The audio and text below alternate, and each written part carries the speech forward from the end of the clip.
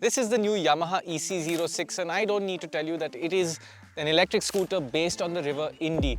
Yamaha has invested in River a couple of years ago and this is the first collaboration based on that investment. Underneath the skin there is pretty much a River Indy. There are a few changes that we'll discuss, but outside this has really been changed to look quite different. So when you look at the scooter from every angle, everything is different. It's less bulbous than the River, it's a little sleeker, and to my eyes it's actually a nicer looking design. Now they have made some compromises with the practicality to achieve this design, but I think it's a nice looking scooter. There is some similarity where the River has horizontally split lights. The EC-06 makes them a vertical stack, but if you didn't know this was based on the River Indy, you wouldn't really be able to tell, and that's a good thing. It is visually nicely distinguished.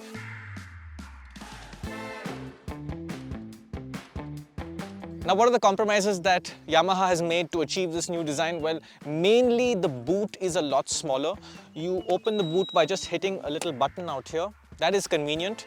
It's a very deep boot, but it doesn't stretch very far back like on the Indy, and the numbers are quite different. The Indy is over 40 litres and this is about 24 litres. You should be able to fit a normal sized or a small helmet in there, but our large full face helmets wouldn't let the seat cover close, so that's something to keep in mind. The seat is profiled differently. It's also slightly sloped downwards, and as a tall rider that's not a very nice thing because it keeps pushing you forward. It's not as extreme as on some other scooters, but I do find that my knees keep getting a little close to this panel out here because of the profile of the seat.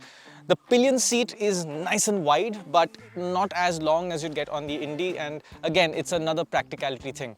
The third area where Yamaha has sacrificed practicality is that there's no storage cubby in the front like you would get on the Indy, but there's an upside here. Now the Indy has its battery charging flap on the side, and that's a bit of a fiddly mechanism. Yamaha has moved the charging flap to the front. Again, all you need to do is press a button and you access that. That is a nice thing.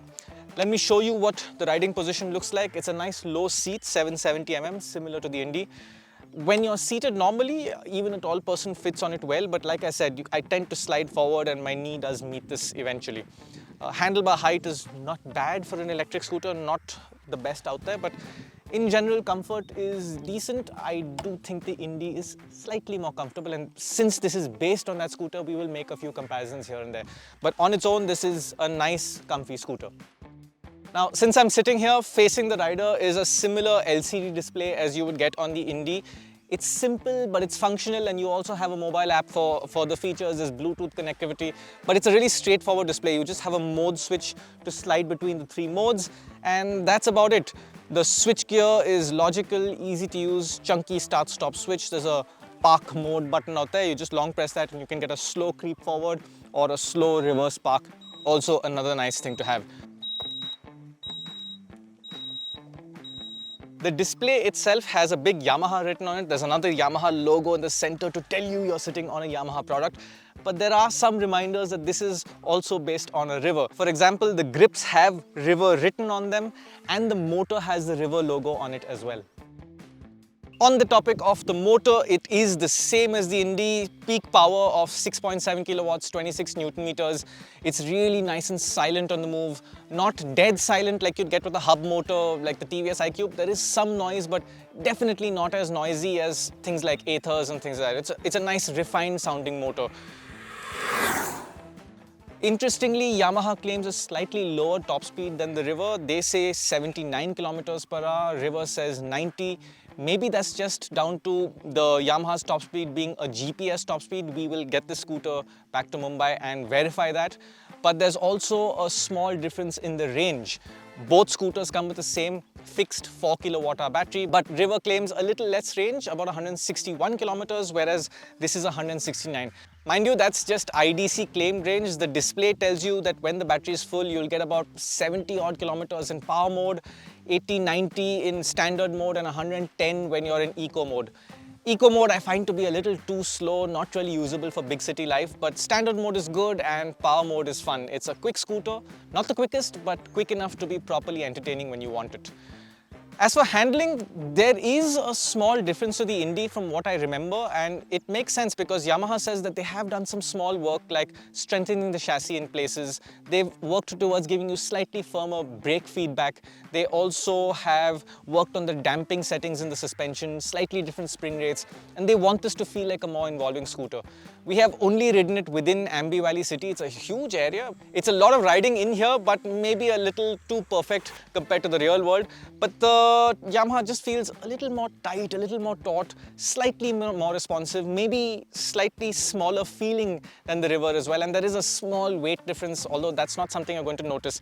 I think it's more of how the chassis has been set up that this just feels a little more engaging to ride. It's not sporty like an Ather 450. It's not very firm on the suspension. The ride quality is reasonable over bad roads, but a little more fun to ride than the River.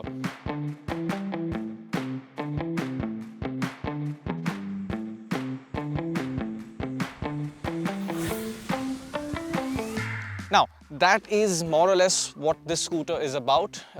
Availability is a bit restricted. This is not available through the entire Yamaha network. It will be in a few cities at first, and then Yamaha will scale it up as they expand their service network to be able to handle an electric vehicle. This is the first EV that Yamaha is selling in India.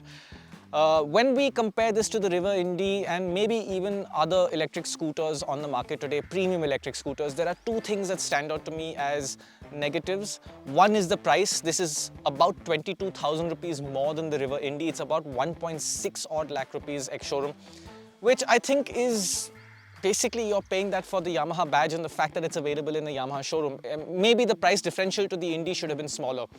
The bigger concern to me is that this comes with a slow charger. It's only 450 watts and it's 9 or 10 hours from zero to a full battery, and that is just too slow. For example, I am someone who likes to commute to work on an EV, put the scooter on charge and ride back home in the evening. If it's going to take 10 hours to charge, that is a bit of a problem for me.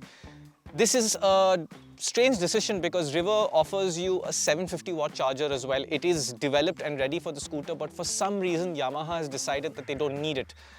I assume that this is a decision that Yamaha can reverse, and I would urge them to do so because a slow charge time, especially a 10-hour charge time, is just too slow in today's day and age.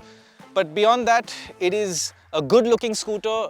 As we know from the River product so far, it is a well-made scooter, it's nice to ride, and it's available in the Yamaha dealer network, and it comes with Yamaha's backing of warranty and peace of mind, and that's a great thing. So that's what the Yamaha EC-06 is about. Is this tempting enough for you to consider an electric scooter from Yamaha? Let us know in the comment section below.